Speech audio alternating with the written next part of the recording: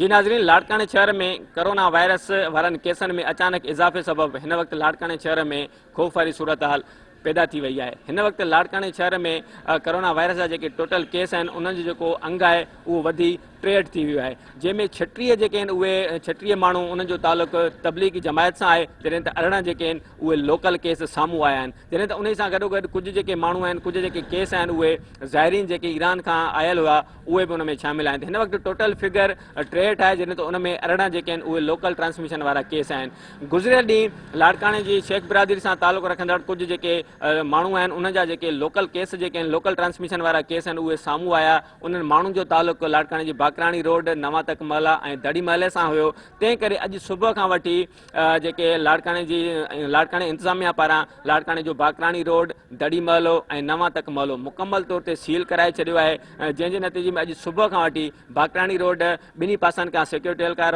उते मौजूदु आहिनि। उन्हनि मुकमल तौर ते बाकराणी रोड खे सील कयो आहे, जॾहिं त उन सां गॾोगॾु नवां तक महलो ऐं दड़ी महलो उन्हनि खे बि कन्नातूं हणी उन्हनि जेके समूरियूं जेके घिटियूं आहिनि उहे मुकमल तौर ते बंदि कयूं वयूं आहिनि। ॿिन्ही पाड़नि ऐं बाकराणी रोड खे इन करे सील कयो वियो आहे त गुज़िरियल ॾींहुं जेके गुज़िरियल राति सां जेके लोकल ट्रांसमिशन जा केस साम्हूं आया आहिनि उन्हनि जो तालुक़ु ॿिन्ही पाड़नि ऐं बाकराणी रोड सां हुयो। तंहिं करे ॿिन्ही पाड़नि ऐं बाकराणी रोड खे मुकमल तौर ते सील कयो वियो आहे।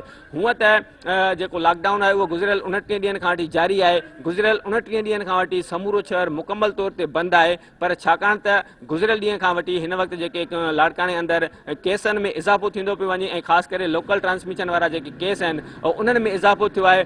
तंहिंजे करे लाड़काने शहर में हिन वक़्तु ख़ौफ़ वारी सूरत हाल ऐं उन में वधीक इज़ाफ़ो थियो आहे। ख़ासि करे अॼु सुबुह सां जॾहिं लाड़काने जो बाकराणी रोड, नवां तक महलो ऐं दड़ी महलो यानी ॿिनि पाड़नि ऐं हिकिड़े रोड खे जॾहिं सील कयो वियो त उनजो जेको असरु आहे उहो बाक़ी शहर ते बि पियो आहे। तंहिं करे अॼु जेको आहे ॿियनि ॾींहंनि जी भेट में अॼु जेको शहर आहे उहो मुकमल तौर ते असांखे बंदि नज़र आयो, जॾहिं त लाड़काने शहर अंदरि कर्फ्यू वारी सूरत हाल नज़र आई।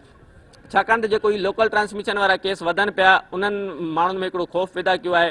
तंहिंजे करे जेके हूअं जेके माण्हू उहे बिला वजह रोडनि ते निकिरी अचनि पिया या हिन मामले खे सीरियस न पिया वठनि, अॼु उन्हनि में बि हिकिड़ी ख़ौफ़ वारी सूरत हाल असांखे ॾिसण में आई आहे। ऐं अॼु शहरी पाण मुरादो बि जेके उहे घरनि में महदूद असांखे ॾिसण में आया आहिनि। तंहिं करे अॼु जेका लॉकडाउन बिल्कुलु कर्फ्यू मां लॉकडाउन रहियो आहे।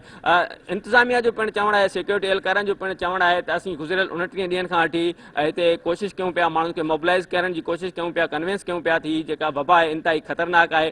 तंहिं करे ज़रूरत इन ॻाल्हि जी आहे त तव्हां बिला वजह गैर ज़रूरी तौर ते घरनि खां ॿाहिरि न निकिरो, पर छाकाणि त माण्हू जेके आहिनि उहे शहरवासी उनखे सीरियस न पिया वठनि। तंहिंजे करे हीअ जेके लोकल ट्रांसमिशन वारा केस आहिनि उन्हनि में इज़ाफ़ो थियो आहे। तंहिं करे हिन वक़्तु बि ज़िले इंतिज़ामिया समेत समूरी इंतिज़ामिया ऐं ख़ासि करे सिक्योरिटी एहलकारनि जो इहो ई चवणु आहे, बार बार इहो चवनि पिया त छाकाणि जी ख़तरनाक वबा आहे इन जो ॿियो को बि इलाजु न आहे। तंहिं करे एहतियाती वाहिद इलाजु आहे। तंहिं करे ज़रूरत इन ॻाल्हि जी आहे त शहरवासी पंहिंजे घरनि में रहनि ऐं एहतियात कनि त जीअं ही कोरोना वायरस वारी वबा आहे उन खां बची सघिजे।